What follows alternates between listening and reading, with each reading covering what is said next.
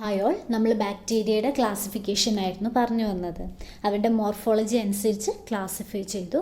ഇനി അടുത്തത് അവരുടെ ഫ്ലജെല്ല അനുസരിച്ച് നമുക്ക് ബാക്ടീരിയനെ ക്ലാസിഫൈ ചെയ്യാം. ഫ്ലജെല്ല എന്ന് പറയുമ്പോൾ അവരുടെ നമ്പർ ആൻഡ് അറേഞ്ച്മെൻറ്റ് ഓഫ് ഫ്ലജെല്ല, ഈ ഒരു ക്രൈറ്റീരിയ യൂസ് ചെയ്തിട്ടാണ് ക്ലാസിഫൈ ചെയ്യുന്നത്. സോ ഈ ഒരൊറ്റ പിക്ചറിൽ നമുക്ക് കംപ്ലീറ്റ് ക്ലാസിഫിക്കേഷൻ എക്സ്പ്ലെയിൻ ചെയ്യാൻ പറ്റും. ഫസ്റ്റ് വൺ ആണ് അട്രിക്കസ് കണ്ടീഷൻ അല്ലെങ്കിൽ അട്രിക്കസ് ബാക്ടീരിയാസ്. അതായത് ഫ്ലജെല്ല ആബ്സെൻ്റ് ആണെങ്കിൽ അതിനെയാണ് അട്രിക്കസ് എന്ന് പറയുന്നത്. ഇനി അടുത്ത ടൈപ്പാണ് മോണോട്രിക്കസ്. മോണോ എന്ന് വെച്ചാൽ എന്താണ്? സിംഗിൾ, ഒന്ന് എന്നുള്ള അർത്ഥമല്ലേ.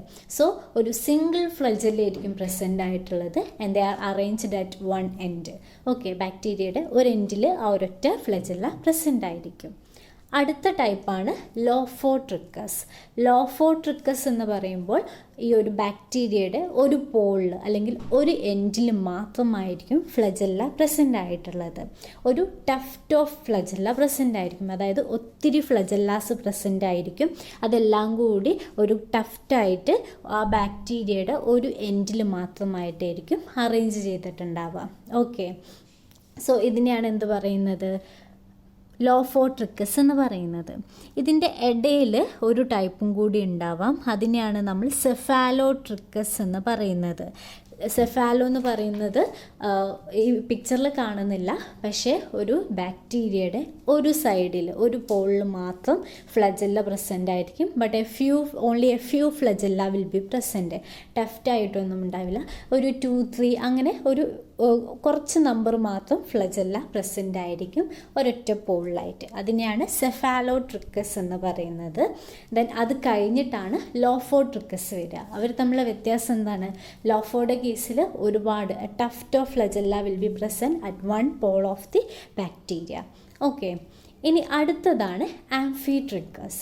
ആംഫി എന്ന് വെച്ചാൽ എന്താണ്? ബോത്ത് എന്നുള്ളൊരു അർത്ഥമാണ് അല്ലേ. അതായത് രണ്ട് സൈഡിലും, അതായത് ഒരു ബാക്ടീരിയയുടെ രണ്ട് സൈഡിലും a tuft of flagella will be present. ഇതൊരു റെയർ കണ്ടീഷനാണ്. ദെൻ അടുത്തതാണ് പെരിട്രിക്കസ്. പെരിട്രിക്കസ് എന്ന് വെച്ചാൽ ബാക്ടീരിയയുടെ എല്ലാ സൈഡിലും ഫ്ലജെല്ല പ്രസൻ്റ് ആയിരിക്കും. ഈ ഒരു കണ്ടീഷനാണ് പെരിട്രിക്കസ് എന്ന് പറയുന്നത്. അതായത് all over the surface of bacteria flagella will be present. Okay, ഇനി അടുത്തതാണ് bacterial classification based on their mode of nutrition. അവയുടെ ന്യൂട്രീഷൻ എങ്ങനെയാണോ അതിനനുസരിച്ച് അവരെ ക്ലാസിഫൈ ചെയ്യാം. ബേസിക്കലി 5 ടൈപ്പ് ബാക്ടീരിയൽ ന്യൂട്രീഷൻ ആണുള്ളത്. ഫസ്റ്റ് വൺ ആണ് saprotrophy, then parasitism, symbiosism, phototrophy and chemotrophy. ഈ ഏത് മോഡ് ഓഫ് ന്യൂട്രീഷനാണ് ബാക്ടീരിയ അഡോപ്റ്റ് ചെയ്യുന്നത് എന്നനുസരിച്ച് 5 ടൈപ്പ് ഓഫ് ബാക്ടീരിയാസ് പ്രസൻ്റ് ആണ്. ഫോർ എക്സാമ്പിൾ, അവർ സാപ്രോട്രോഫിക് മെത്തേഡാണ് ന്യൂട്രീഷന് വേണ്ടി യൂസ് ചെയ്യുന്നത് വെച്ചാൽ അവരെയാണ് സാപ്രോട്രോപ്സ് എന്ന് പറയുന്നത്. അതുപോലെ പാരസൈറ്റ്സ് ഉണ്ട്, സിംബയോൺസ് ഉണ്ട്, ഫോട്ടോട്രോപ്സ് ഉണ്ട് and chemotrophic bacterias are present. Okay, ഇതിൽ സാപ്രോട്രോപ്സ് എന്ന് പറയുന്നത് എന്തായിരിക്കും? ഡെഡ് ആൻഡ് റിമൈനിങ് ആയിട്ടുള്ള ഓർഗാനിക് മെറ്റീരിയലിൽ നിന്ന് ന്യൂട്രിയൻസ് അബ്സോർബ് ചെയ്യുന്നതിനെയാണ് നമ്മൾ സാപ്രോട്രോപ്സ് എന്ന് പറയുന്നത്. സോ ഈ ഒരു ന്യൂട്രീഷൻ ആണെങ്കിൽ ആ ബാക്ടീരിയാസിനാണ് സാപ്രോട്രോഫിക് ബാക്ടീരിയ എന്ന് പറയുന്നത്. ഓക്കെ, അതായത് ചീഞ്ഞളിഞ്ഞ നമ്മുടെ ഡെഡ് റിമൈൻ ആയിട്ടുള്ള ഓർഗാനിക് മെറ്റീരിയലിൽ നിന്ന് ന്യൂട്രീഷൻ അബ്സോർബ് ചെയ്യാം. ദെൻ പാരസൈറ്റ്സ് ആണുള്ളത്. പാരസൈറ്റ്സ് എന്താണ്? നമ്മൾ പ്ലാന്റിനും ആനിമൽസിനൊക്കെ പഠിക്കും പോലെ തന്നെ ഒരു ഹോസ്റ്റ് ഓർഗാനിസം ഉണ്ടാകും. ഈ ഹോസ്റ്റ് ഓർഗാനിസത്തിൽ നിന്ന് അവർക്ക് വേണ്ട ന്യൂട്രീഷനും മിനറൽസും അവരുടെ ബയോളജിക്കൽ റിക്വയർമെൻറ്റ്സിന് ആവശ്യമുള്ള മെറ്റീരിയൽസ് എല്ലാം അബ്സോർബ് ചെയ്തെടുക്കും ബാക്ടീരിയ. ഓക്കെ, സോ ഇതൊരു വൺ സൈഡ് റിലേഷനാണ്. അതായത് ബാക്ടീരിയക്ക് മാത്രമേ ബെനിഫിറ്റ് ഉള്ളൂ. അവർ തിരിച്ച് ഹോസ്റ്റിന് വേണ്ടിയിട്ടൊന്നും ചെയ്തു കൊടുക്കുന്നില്ല. ഹോസ്റ്റിന് യാതൊരുവിധ ബെനിഫിറ്റും ഇല്ല. ഒരു നെഗറ്റീവായിട്ടുള്ള ഒരു റിലേഷനാണ് ഹോസ്റ്റിനെ സംബന്ധിച്ചിടത്തോളം. സോ ഇതുകൊണ്ടാണ് ഇതിനെ പാരസൈറ്റിക് എന്ന് പറയുന്നത്. ഓക്കെ, ഒരു ഹോസ്റ്റ് ഉണ്ടാവും, അവരിൽ നിന്ന് ഈ ബാക്ടീരിയ എന്ത് ചെയ്യും? ന്യൂട്രീഷനും അവർക്ക് വേണ്ട ബയോളജിക്കൽ റിക്വയർമെൻറ്റ്സിന് വേണ്ടിയിട്ടുള്ള മെറ്റീരിയൽസൊക്കെ വലിച്ചെടുക്കും. അടുത്തതാണ് സിംബയോൺസ്. പാരസൈറ്റ്സും സിംബയോൺസും തമ്മിലുള്ള വ്യത്യാസം എന്താണ്? രണ്ടു പേർക്കും ഒരു ഹോസ്റ്റ് ഓർഗാനിസം ഉണ്ടാവും. പാരസൈറ്റ്സിന് ഹോസ്റ്റിന് യാതൊരു ഗുണവും കിട്ടുന്നില്ല. പക്ഷേ സിംബയോൺസിൽ എന്തുണ്ടാവും? ബാക്ടീരിയ ഹോസ്റ്റിൽ നിന്ന് ഇങ്ങനെ മിനറൽസും ന്യൂട്രിയൻസും അവയുടെ ബയോളജിക്കൽ റിക്വയർമെൻറ്റ്സിന് വേണ്ടിയിട്ടുള്ള മെറ്റീരിയൽസൊക്കെ അബ്സോർബ് ചെയ്തെടുക്കും. ഇൻ ടേൺ ബാക്ടീരിയ എന്ത് ചെയ്യും? തിരിച്ച് കുറച്ച് മിനറൽസ്, വൈറ്റമിൻസൊക്കെ സിന്തസൈസ് ചെയ്ത് ഹോസ്റ്റ് സെല്ലിന് കൊടുക്കുകയും ചെയ്യും. ഓക്കെ, സോ അവിടെ ഒരു മ്യൂച്വലി ബെനിഫിഷ്യൽ ആയിട്ടുള്ളൊരു റിലേഷനാണ്.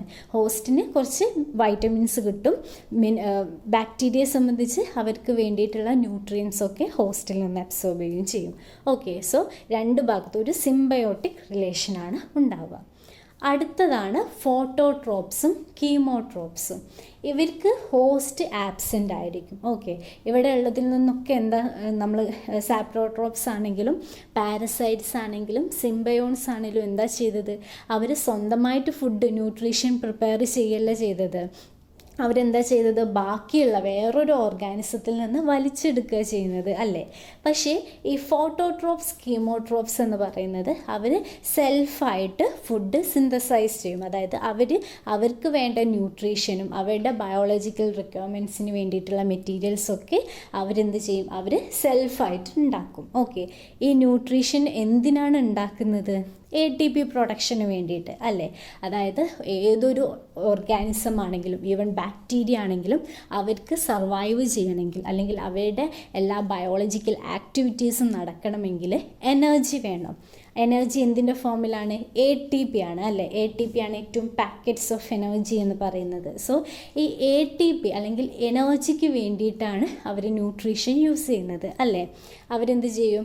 ഈ സ്വന്തമായിട്ടുണ്ടാക്കിയ ഫുഡ് അല്ലെങ്കിൽ അവർ പുറത്തുനിന്ന് വലിച്ചെടുത്ത ഫുഡ്, ഗ്ലൂക്കോസോ കാർബോഹൈഡ്രേറ്റോ എന്തോ, അതിനെ ബ്രേക്ക് ഡൗൺ ചെയ്തിട്ട് ഗ്ലൈക്കോളിസിസ് വഴി ബ്രേക്ക് ഡൗൺ ചെയ്യും. ദെൻ ക്രെബ്സ് സൈക്കിൾ നടക്കും. ദെൻ ഇലക്ട്രോൺ ട്രാൻസ്പോർട്ട് ചെയിൻ നടക്കും. അങ്ങനെ അവരെന്ത് ചെയ്യും? ATP പ്രൊഡ്യൂസ് ചെയ്യും. ഓക്കെ, സോ അതിന് വേണ്ടിയിട്ടാണ് അവർക്ക് ന്യൂട്രീഷൻ വേണ്ടത്. ഓക്കെ, സോ ഫോട്ടോട്രോപ്സും കീമോട്രോപ്സും എന്താണ് ചെയ്യുന്നത്? അവർക്ക് വേണ്ട ന്യൂട്രീഷൻ അവർ തന്നെ ഫോം ചെയ്യും. ഫോട്ടോട്രോപ്സിൻ്റെ കേസിൽ എങ്ങനെയാണ്? സോ അവർക്ക് വേണ്ടിയിട്ടുള്ള ഈ ഒരു ന്യൂട്രീഷൻ അല്ലെങ്കിൽ അവർക്ക് ATP വേണം, എനർജി വേണം. സോ ഈ എനർജി ATP പ്രൊഡക്ഷന് വേണ്ടിയിട്ടുള്ള എനർജി ലൈറ്റിൽ നിന്നാണ് എടുക്കുന്നത്. ഓക്കെ, ലൈറ്റാണ് അവരുടെ എനർജി സോഴ്സായിട്ട് യൂസ് ചെയ്യുന്നത് for the production of ATP. Okay, photon എന്ന് പറയുന്നത് ലൈറ്റിൻ്റെ യൂണിറ്റിനാണ് അല്ലേ. സോ ഫോട്ടോട്രോപ്സ് എന്ന് പറയുന്നത് അവർ ഫുഡ് സെൽഫായിട്ട് സിന്തസൈസ് ചെയ്തിട്ട് ATP പ്രൊഡ്യൂസ് ചെയ്യുന്നു. ഈ ATP പ്രൊഡക്ഷന് വേണ്ടിയിട്ടുള്ള എനർജി ലൈറ്റിൽ നിന്നാണ് അവരെടുക്കുന്നത്.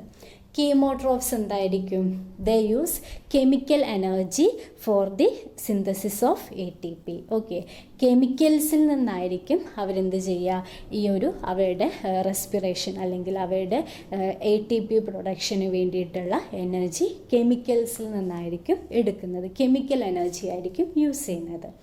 ഓക്കെ, ഇനിയുള്ള രണ്ട് ടേംസാണ് ലിതോട്രോപ്സും ഓർഗാനോട്രോപ്സും. ലിതോ എന്ന് പറയുന്നത് എന്തായിരിക്കും? എർത്ത് എന്നുള്ളൊക്കെ ഒരു അർത്ഥമാണ്. ലിതോട്രോപ്സ് എന്ന് പറയുന്നത് they use inorganic compounds as there electron donor. നിങ്ങൾ റെസ്പിറേഷൻ പഠിക്കുമ്പം നിങ്ങൾ ഓൾറെഡി പഠിച്ചിട്ടുണ്ടാവും. റെസ്പിറേഷനിൽ എന്താ നടക്കുന്നത്? ആ ഒരു ഇലക്ട്രോൺ ട്രാൻസ്ഫർ ആണ് നടക്കുന്നത് അല്ലേ. സോ ഇങ്ങനെ ഇലക്ട്രോൺ ട്രാൻസ്ഫർ നടക്കണമെങ്കിൽ അവർക്ക് ആരെങ്കിലും ഇലക്ട്രോൺസിനെ ഡൊണേറ്റ് ചെയ്ത് കൊടുക്കണം. ഓക്കെ, ഇങ്ങനെ ഇലക്ട്രോൺ ഡൊണേറ്റ് ചെയ്യുന്നത് ഒരു ഇനോർഗാനിക് കോമ്പൗണ്ട് ആണെങ്കിൽ ആ ഒരു ഇനോർഗാനിക് കോമ്പൗണ്ട് ഇലക്ട്രോണിനെ കൊടുക്കും. ആ ഇലക്ട്രോൺ ഇങ്ങനെ പോയിട്ട് ഇലക്ട്രോൺ ട്രാൻസ്പോർട്ട് ചെയിൻ നടക്കും. അതിൻ്റെ ഫലമായിട്ടാണ് ATP പ്രൊഡക്ഷൻ നടക്കുന്നത് അല്ലേ.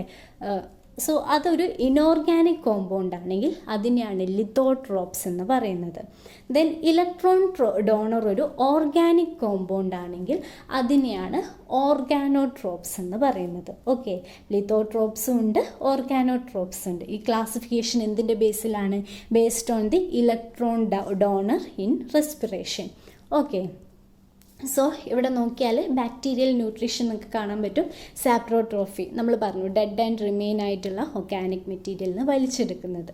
Then phototrophy, parasitism, symbiosis, chemotrophy. ഇതിൽ ഫോട്ടോട്രോഫിയും കീമോട്രോഫിയും എഗെയിൻ രണ്ടായിട്ട് ഡിവൈഡ് ചെയ്തിട്ടുണ്ട് അല്ലേ. ഫോട്ടോട്രോഫി ആണെങ്കിൽ ഫോട്ടോ ലിത്തോട്രോഫി എന്നും പറഞ്ഞിട്ട് ഡിവൈഡ് ചെയ്തിട്ടുണ്ട്. ദെൻ മറ്റേത് ഫോട്ടോ ഓർഗാനോട്രോഫി എന്ന് പറഞ്ഞിട്ടും ഡിവൈഡ് ചെയ്തിട്ടുണ്ട്. അപ്പോൾ ഫോട്ടോ ലിത്തോട്രോഫി എന്ന് വെച്ചാൽ എന്തായിരിക്കും? ഫോട്ടോട്രോഫി എന്ന് പറയുന്നത് they use sunlight as the source of energy. Okay. Then lithotrophy എന്താണ്? ഇൻഓർഗാനിക് സബ്സ്റ്റൻസ് ആയിരിക്കും ഇലക്ട്രോൺ സോഴ്സായിട്ട് യൂസ് ചെയ്യുന്നത്, അല്ലെങ്കിൽ ഇലക്ട്രോൺ ഡോണറായിട്ട് യൂസ് ചെയ്യുന്നത്. സോ ഇത് രണ്ടും കൂടി കമ്പൈൻ ചെയ്തതിനാണ് ഫോട്ടോ ലിത്തോട്രോഫി എന്ന് പറയുന്നത്. This is the photosynthetic nutrition in which sunlight is used as the energy source and inorganic substance are used as electron source for reducing carbon dioxide. Example കൊടുത്തിട്ടുണ്ട്, green sulphur bacteria, purple sulphur bacteria. അടുത്തതാണ് photo ഓർഗാനോട്രോഫി. എന്താണ് ഓർഗാനോട്രോഫി എന്ന് വെച്ചാൽ എന്തായിരുന്നു? അവയുടെ electron ഡോണറായിട്ട് organic കോമ്പൗണ്ടിനായി use ചെയ്യുന്നത് വെച്ച് അതിനായിരുന്നു ഓർഗാനോട്രോഫി എന്ന് അറിയുന്നത്.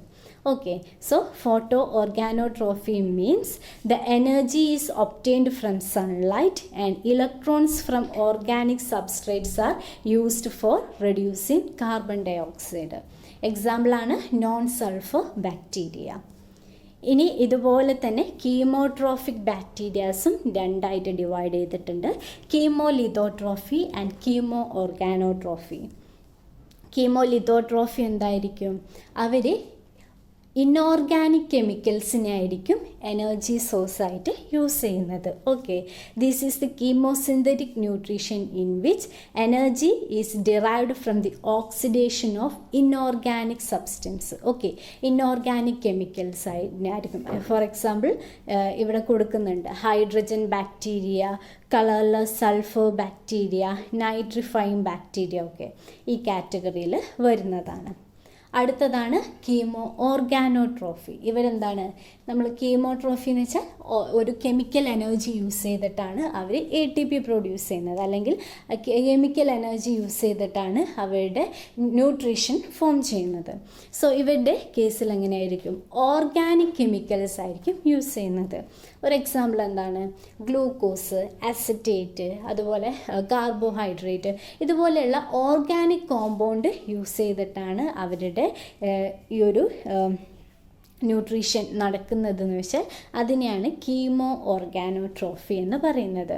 Animals, fungi and most bacteria. എക്സാമ്പിളാണ് എസ്റ്റെറീഷ്യ കോളി, ഈക്കോളി എന്ന് പറയുന്നത് ഈ ആനിമൽസിൻ്റെ, നമ്മളുടെ ഹ്യൂമൻ ബീങ്സിൻ്റെ ഒക്കെ ഇൻഡസ്റ്റൈനിൽ ഇൻഹാബിറ്റ് ചെയ്യുന്ന ബാക്ടീരിയ ആണ്.